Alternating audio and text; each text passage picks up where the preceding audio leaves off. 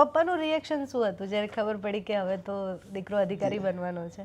હજી આપણે mostly Gujarat conservative એક સોસાયટી છે, તો પિતા અને પુત્ર વચ્ચે જે આપણે ઇંગ્લિશમાં હગ કરવાનું કહે ને, તો હું કોઈ દી પપ્પાને પેટે વળ્યો જ નહીં. તો મારું સપનું એ હતું કે હું જ્યારે બી પાસ થઈને તો હું પેલું એ કરીશ કે જેવો પાસ થયો ને હું હગ કરીશ એમને.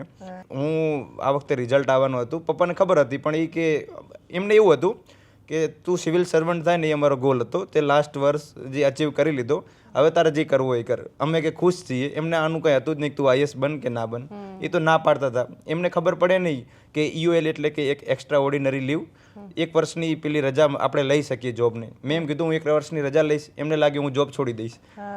તો અને અમારા સમાજમાં બી એવું કે એટલું બધો ખ્યાલ નહીં, તો એ એવું જ કે રજા જે જોબ છે એ તો છે જ, પણ કે 1 વર્ષની રજા લીધી છે. તો એ ખેતરમાં હતા જ્યારે અમારા રાયડું, જે આપણે મસ્ટર્ડ કહે ને રાયડું, તો રાયડું કઢાવતા હતા. તો જેવો મને ખબર પડી કે હું આઈએસ થઈ જ ગયો છું, તો એ છે કે પરિવાર લોકોને એમ પેટે વળીને તો હું બાઇક લઈને તરત દોડ્યો.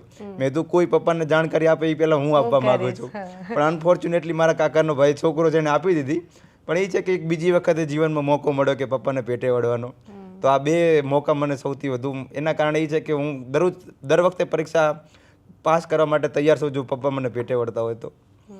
એટલે આ એક ખુશીનું પળ હતું મારા માટે.